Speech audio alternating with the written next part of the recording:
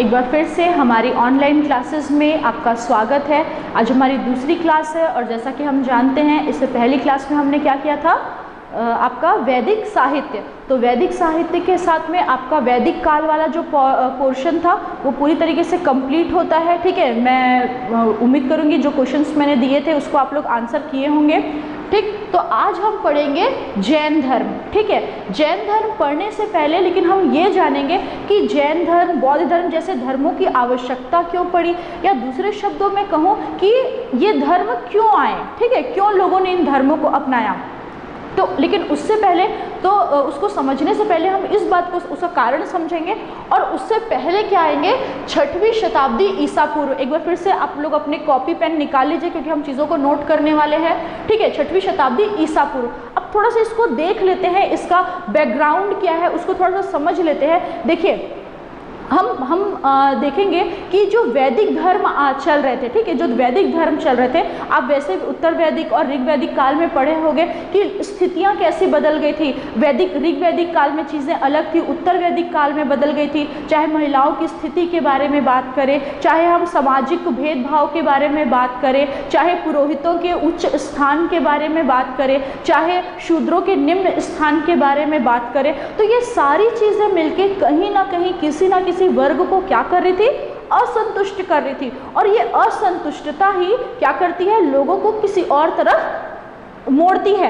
अगर हम मनुष्य के प्रवृत्ति के बारे में बात करें तो जब एक मनुष्य असंतुष्ट होता है तो दो चीज़ें होंगी, या तो वो उस चीज़ का विरोध करता है या उससे मुड़ जाता है। और जब हम धर्म के संबंध में आते हैं तो हम इसमें क्या पाएंगे, इसमें लोग मुड़ने वाला स्थिति ज़्यादा होता है। कैसे होता है कि हम उसको थोड़ा सा देख लेंगे। पहले कारण, आप लोग अपने कॉपी पेन निकाल के इसको नोट करेंगे। ठीक है, तो 6वीं शताब्दी ईसा पूर्व धार्मिक आंदोलन, प्रमुख कारण। तो प्रमुख कारण में पहले देखते हैं क्या है प्रमुख कारण। पहला पॉइंट लिखिएगा, वैदिक जटिलता।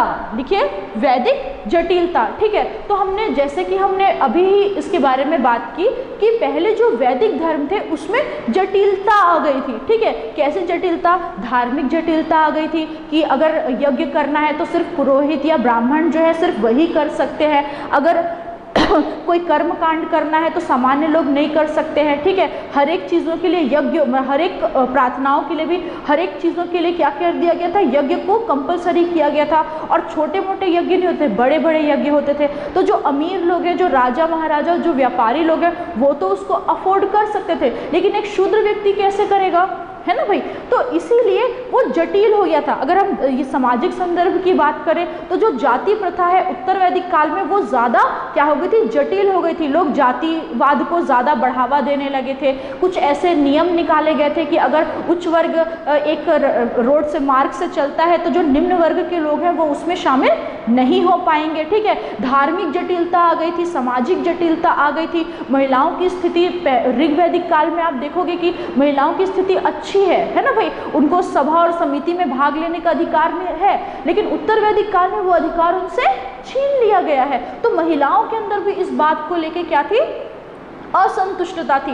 तो ये सारे कारण जो वैदिक साहित्य, वैदिक धर्म की जटिलता थी, वो एक प्रमुख कारण बना किसका, लोगों में धार्मिक आंदोलन या किसी और धर्म की तरफ मुड़ने के लिए, या एक नई विचारधारा को जागृत करने के लिए। दूसरा देखेंगे क्या है, लोहे की खोज। इसमें लिखिएगा, लोहे की खोज के कारण एक नई कृषक मूलक अर्थव्यवस्था का उदय हुआ। लिखिएगा फिर से, लोहे की खोज के कारण एक नई कृषि मूलक अर्थव्यवस्था का उदय हुआ। सॉरी, ठीक है भाई। तो हम देखे थे कि उत्तर वैदिक काल के समय लोहे की खोज क्या हो गई थी।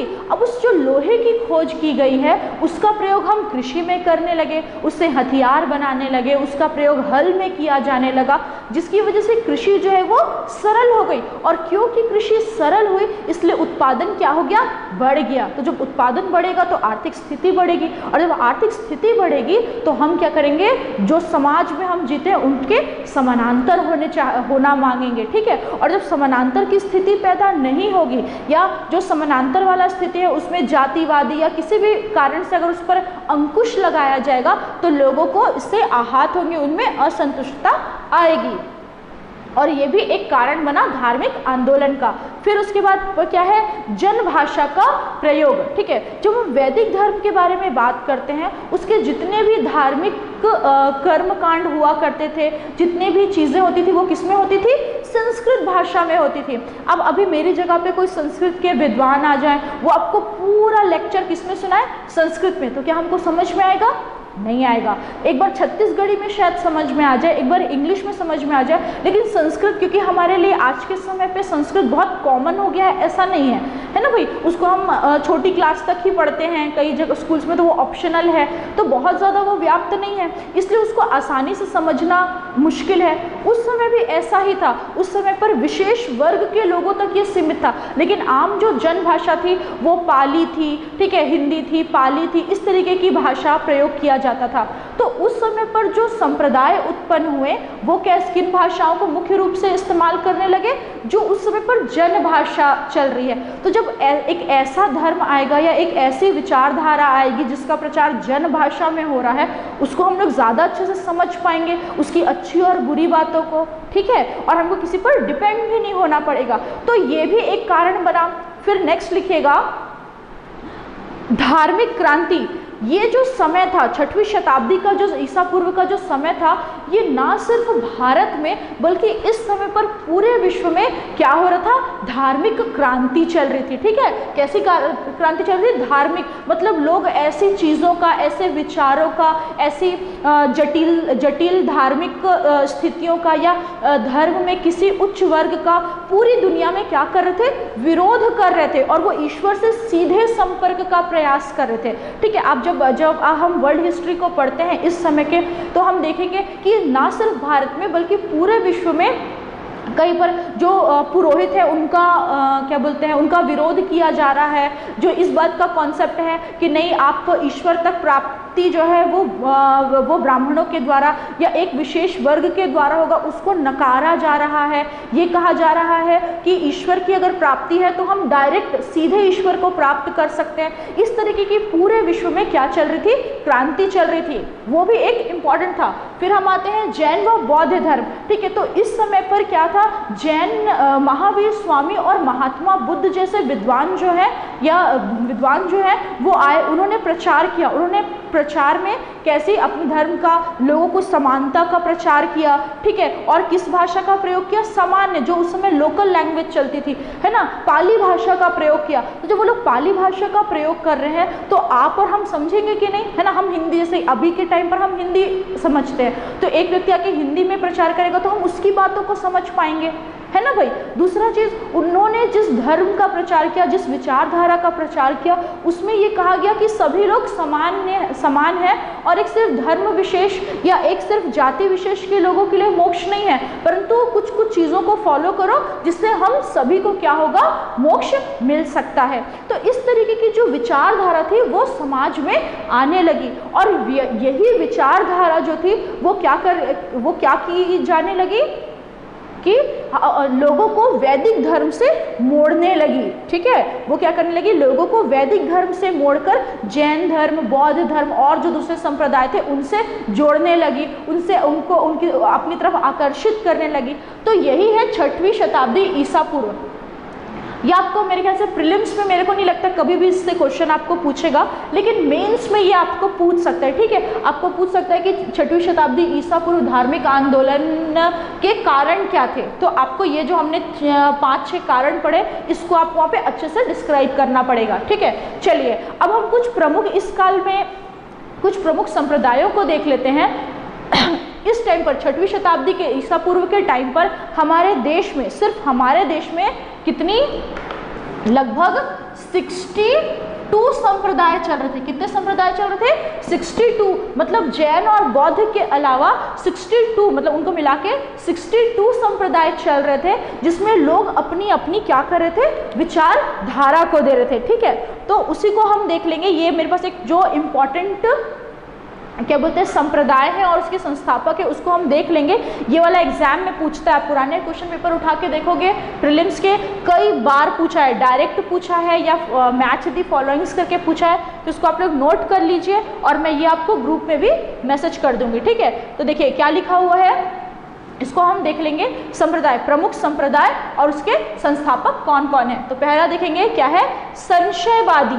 ठीक है, संशयवादी, इसके संस्थापक कौन है, संजय वेलट्ठीपुत्र। ठीक है, वेलट्ठीपुत्र, संजय वेलट्ठीपुत्र, किसके, संशयवादी के। दूसरा है घोर अक्रियवादी। क्या है, घोर अक्रियवादी, इसके संस्थापक कौन है, पुरणकश्यप। कौन है, पुरणकश्यप। और कौन सा है, आजीवक संप्रदाय, इसका आया था कौन सा राजा आजीवक संप्रदाय का संरक्षक है, एक क्वेश्चन आया था थोड़े दिन पहले, मतलब पिछले सालों में। तो आजीवक संप्रदाय, आजीवक संप्रदाय का संस्थापक कौन है, मखली गोशाल। अब मखलीपुत्र गोशाल, इनका नाम है मखलीपुत्र गोशाल। ठीक है, तो मखलीपुत्र गोशाल या मखलीपुत्र गोशाल जो है ये महावीर स्वामी के क्या थे, शिष्य थे। ठीक है, मैं इसको लिखवाऊंगी आप लोग को बाद में, बाकी यहाँ पे भी आप लोग ब्रैकेट में करके लिख सकते हैं। और कौन सा है, उच्छेदवादी। ठीक है, उच्छेदवादी, इसमें इसके संस्थापक कौन है, अजित केश कम्बलीन। उच्छेदवादी अजित केश कम्बलीन। और क्या है, नियतिवादी। नियतिवादी में कौन है, पकुद कच्छायन। पकुद कच्छायन नियतिवादी। ठीक है, नियतिवादी क्या सोच विचार रखता है कि नियति पे सब चीज छोड़ दो। फिर है लोकायत भौतिकवादी, इसका संस्थापक कौन है, चार्वाक। ठीक है, तो ये कुछ महत्वपूर्ण संप्रदाय है जो 6वीं शताब्दी ईसा पूर्व 6वीं शताब्दी के टाइम पर ये कुछ प्रमुख संप्रदाय हैं। 62 में से ये कुछ प्रमुख संप्रदाय हैं सॉरी, जिसको हम देखेंगे। ओके, चलिए इसको आप लोग नोट कर लीजिए और मैं ये आप लोग को ग्रुप में भी मैसेज कर दूंगी।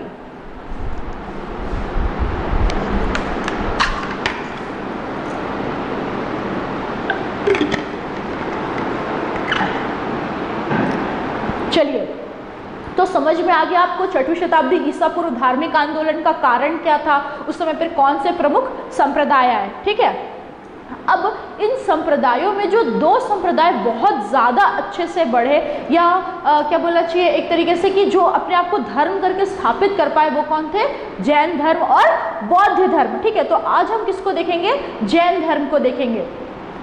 तो जैन धर्म के बारे में जब हम पढ़ते हैं तो हम सबसे पहले क्या पढ़ लेते हैं, भाई जैन धर्म जो है उसके संस्थापक, मतलब उसके संस्थापक नहीं कह सकते, लेकिन महावीर स्वामी। ठीक है, लेकिन महावीर स्वामी से भी पहले, ठीक है, महावीर स्वामी से भी पहले जैन धर्म यहाँ पर क्या था, इस पृथ्वी पर था, भारत पर इसका अस्तित्व था। महावीर स्वामी से भी पहले हम महावीर स्वामी जो थे वो कौन से थे, 24वें तीर्थंकर थे। ठीक है, इनके जो गुरु होते थे उनको तीर्थंकर कहते हैं और महावीर स्वामी 24वें तीर्थंकर थे और महावीर स्वामी से 23 तीर्थंकर और पहले हो चुके थे। ठीक है, तो इसी को हम देख लेंगे कि प्रथम तीर्थंकर कौन थे, ऋषभदेव। प्रथम तीर्थंकर कौन थे, ऋषभदेव। 23वें तीर्थंकर कौन थे, पार्श्वनाथ। कौन है, 23वें तीर्थंकर पार्श्वनाथ। 24वें तीर्थंकर महावीर स्वामी। ठीक है, तो हम क्या देखें कि महावीर स्वामी तो इम्पोर्टेंट है, लेकिन महावीर स्वामी से पहले भी 23 तीर्थंकर हो गए थे। तो प्रथम कौन थे, प्रथम थे ऋषभदेव, 23वें कौन थे, पार्श्वनाथ, 24वें कौन थे, महावीर स्वामी। ठीक है, 24वें और अंतिम, इनके बाद कोई और तीर्थंकर नहीं हुआ। तो और महावीर स्वामी को ही क्या कहा गया है, जैन धर्म का वास्तविक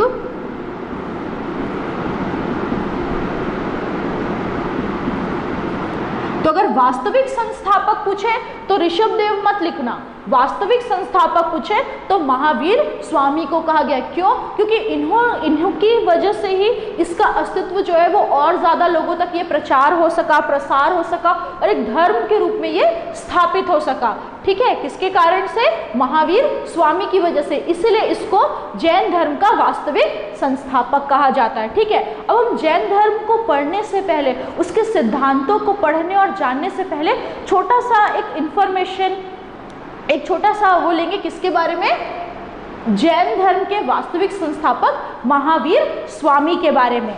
चलिए इसको देख लेते हैं। तो महावीर स्वामी का जो पहले महावीर स्वामी का वास्तविक नाम क्या था, तो महावीर स्वामी का वास्तविक नाम था वर्धमान।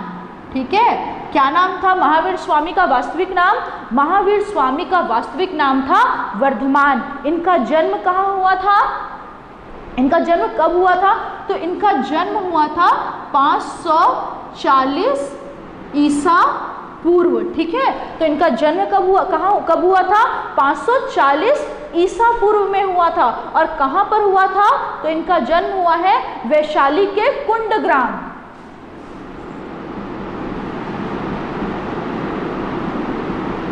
वैशाली के कुंड, ठीक है, वैशाली के कुंडग्राम में इनका जन्म हुआ है। इनके पिता कौन थे? इनके पिता है, ठीक है, इनके पिता कौन है? इनके पिता है सिद्धार्थ। इनके पिता है सिद्धार्थ। माता कौन है? ठीक, माता कौन है? त्रिशला। पत्नी कौन है? यशोदा।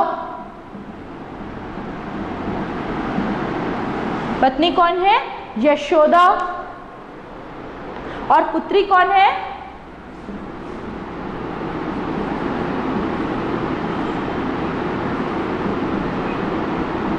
प्रियदर्शना। ठीक है, पुत्री कौन है? प्रियदर्शना। प्रियदर्शना। फिर हम आते हैं, इन्होंने गृह त्याग कब किया? तो इन्होंने 30 वर्ष की आयु में, ठीक है, 30 वर्ष की आयु, ओके, तो इन्होंने 30 वर्ष की आयु में गृह त्याग किया। ठीक है, तो 30 वर्ष की आयु में इन्होंने गृह त्याग किया। उसके बाद क्या है? ज्ञान की प्राप्ति। तो ज्ञान की प्राप्ति 30 वर्ष की आयु में ये गृह त्याग करते हैं, 12 वर्षों तक तपस्या करते हैं और 42 वर्ष में, ठीक है, 42 वर्ष की आयु में, याद रखना 12 वर्ष इन्होंने तपस्या की, क्या बोलते हैं, 42 वर्ष की आयु में ऋजुपालिका नदी के तट पर, ठीक है, ऋजुपालिका नदी के तट पर जिम्भिका ग्राम में, ऋजुपालिका नदी के तट पर जिम्भिका ग्राम में इन्हें किसकी प्राप्ति हुई है? ज्ञान की प्राप्ति हुई है। फिर क्या है? इनका प्रथम उपदेश। तो प्रथम उपदेश आपके नोट्स में भी दिया गया है। इनका प्रथम उपदेश कहाँ हुआ था? राजगृह में हुआ था। कहाँ हुआ था? राजगृह में। कहाँ पर हुआ था इनका प्रथम उपदेश? इनका प्रथम उपदेश हुआ था राजगृह में हुआ था। ठीक है, और फिर क्या है? इनके प्रथम शिष्य कौन थे? तो जमाली।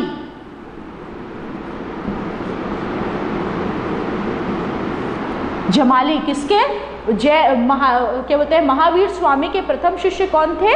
जमाली। ठीक है, फिर क्या है? इनके अन्य नाम क्या है? इनको जिन्न के नाम से जानते हैं, केवलीन के नाम से जानते हैं। ठीक है, जिन्न और केवलीन के नाम से जानते हैं। फिर इनकी मृत्यु कब हुई है? तो इनकी मृत्यु जो है वो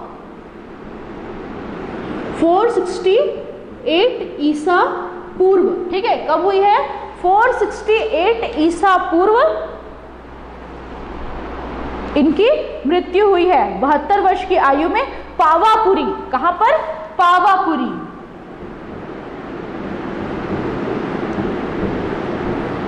ठीक है, पावापुरी में 72 वर्ष की आयु में इनकी क्या हुई? मृत्यु हुई। ठीक, उसके बाद क्या है विशेष? तो इन्हें, ये हम लिख चुके हैं, इन्हें क्या बोलते हैं, वास्तविक संस्थापक, जैन धर्म का वास्तविक संस्थापक माना जाता है। ये सारी चीज़ें आपके नोट्स में दी है, लेकिन एक पढ़ने के लिए, और चाहे तो आप ऐसे लिस्टिंग करके पढ़ सकते हैं, जल्दी याद होगा आपको। ठीक है, तो ये किसके बारे में है? आपका जैन धर्म के संस्थापक, जैन धर्म के संस्थापक महावीर स्वामी, जिसका वास्तविक नाम क्या था? वर्धमान था, उनके बारे में इंफॉर्मेशन है। एक बार फिर से देख लेंगे। जैन धर्म के प्रथम तीर्थंकर ऋषभदेव, 23वें तीर्थंकर पार्श्वनाथ, 24वें व अंतिम, ठीक है, 24वें व अंतिम तीर्थंकर महावीर स्वामी। और महावीर कुल 24 तीर्थंकर हुए हैं। महावीर स्वामी को जैन धर्म का वास्तविक संस्थापक माना जाता था। इनका वास्तविक नाम क्या था? वर्धमान नाम था। बाद में इन्होंने अपना नाम बदल के महावीर स्वामी हो गए, ठीक है। तो इनका वर्धमान नाम था। जन्म 540 ईसा पूर्व वैशाली के कुंडग्राम में हुआ है, ठीक है। इनके पिता कौन थे? सिद्धार्थ थे। माता कौन है? त्रिशला थी। पत्नी यशोदा थी। पुत्री इनकी प्रियदर्शना थी। इन्होंने गृह त्याग 30 वर्ष की आयु में किया, ठीक है। ज्ञान की प्राप्ति आपका ऋजुपालिका नदी के तट पर इनको ज्ञान की प्राप्ति हुई। 12 वर्ष की तपस्या की 42 वर्ष की आयु में, ठीक है, साल वृक्ष के नीचे। प्रथम उपदेश इन्होंने कहाँ पर दिया है? प्रथम उपदेश इन्होंने राजगृह में दिया है। फिर है प्रथम शिष्य इनका कौन था? जमाली था। अन्य नाम इनका जिन और केवलीन था। मृत्यु जो है, इनकी मृत्यु 468 ईसा पूर्व पावापुरी में हुई है, ठीक है। और विशेष में वास्तविक संस्थापक है जैन धर्म के। तो ये बेसिक इंफॉर्मेशन है। अब हम आते हैं जैन धर्म के सिद्धांतों के बारे में, ठीक है। वापस से अपने कॉपी और पेन निकाल लीजिए, क्योंकि हम इसको हम नोट करेंगे।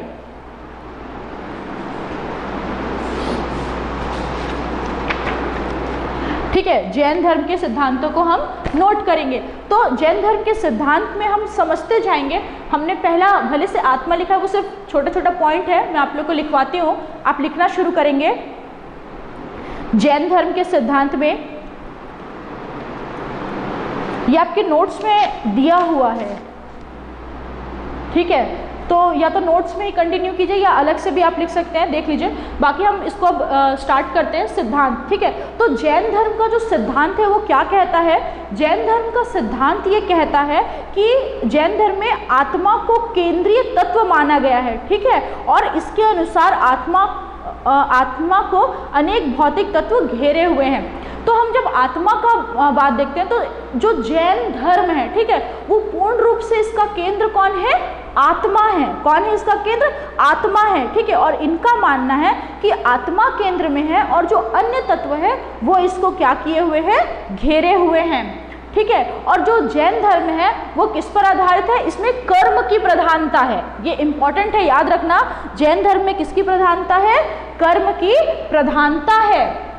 और जैन धर्म जो है वो एक अनीश्वरवादी सिद्धांत है, ठीक है। मतलब अनीश्वरवादी धर्म है। मतलब अनीश्वरवादी का मतलब इसमें ईश्वर की जो सत्ता है, ठीक है, कि एक ईश्वर है, एक अलौकिक शक्ति है, ईश्वर जिसको हम कहते हैं, जिन्होंने इस पृथ्वी को बनाया, जिन्होंने इस संसार को रचाया, जो आपको और हमको चलाता है, उठाता है, बैठाता है, इसकी जो कल्पना है ना, मतलब इस कल्पना नहीं, इसका जो विश्वास है उसको जैन धर्म जो है वो नकारता है। मतलब वो अनीश्वरवादी, वो किसी ईश्वर की सत्ता को क्या करता है?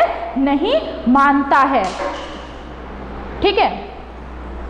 उसके बाद आते हैं निर्वाण। तो निर्वाण क्या होता है?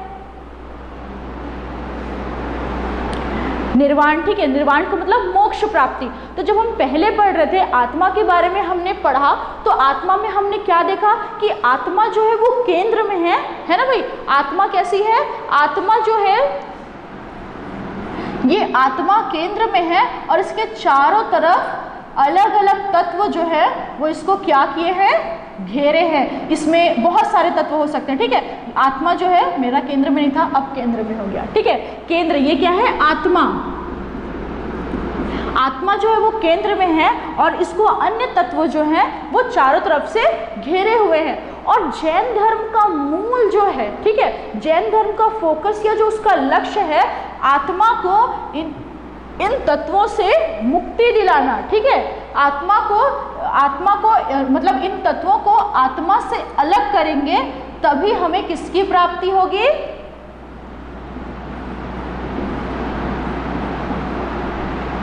निर्वाण की। किसकी प्राप्ति होगी? निर्वाण की प्राप्ति होगी। समझ आई मेरी बात? किसकी प्राप्ति होगी?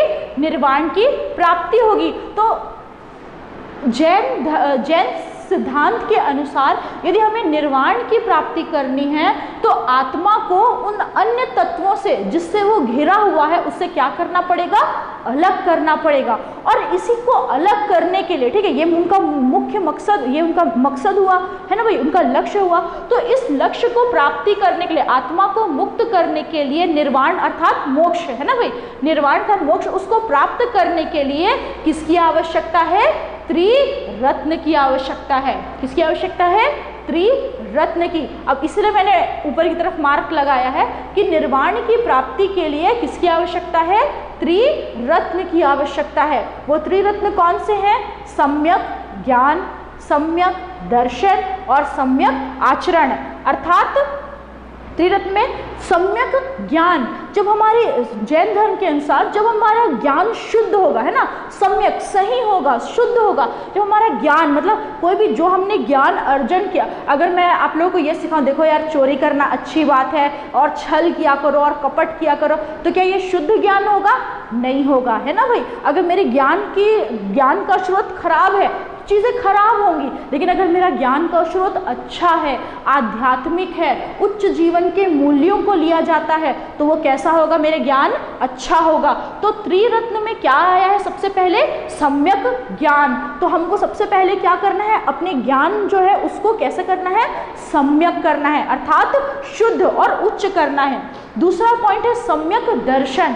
दर्शन क्या होता है? जो मैं विजन करती हूँ, ठीक है, जो मैं सोचती हूँ, जो मैं विचार करती हूँ, वो मेरा क्या हुआ? दर्शन हुआ। तो अगर मेरे को सम्यक ज्ञान तो है, ठीक है, लेकिन अगर मैं सही सोचूंगी नहीं, अच्छा विचार नहीं करूंगी, तो क्या मेरे जीवन में अच्छी अच्छी बातें आएंगी? नहीं आएंगी। हम बोलते हैं ना, हम जैसा सोचते हैं वैसे बन जाते हैं। तो अगर मैं सोचूं, ओहो चलो मैं कुछ बदमाशी करती हूँ, या चलो हम कुछ जाके कुछ खराब काम करते हैं, तो मेरे अंदर में वही भरेगा, तो मेरे ज्ञान को भी वो अशुद्ध कर देगा, है ना भाई। इसलिए हमारा जो सोच होता है, जो हमारा दर्शन होता है, जो हम विजन रखते हैं अपने लिए, विचार करते हैं, वो भी कैसा होना चाहिए? सम्यक। अच्छा सोचो, विश्व का कल्याण हो, देश का कल्याण हो, ठीक है, इस तरीके से हमको सम्यक दर्शन होना चाहिए। फिर है सम्यक आचरण।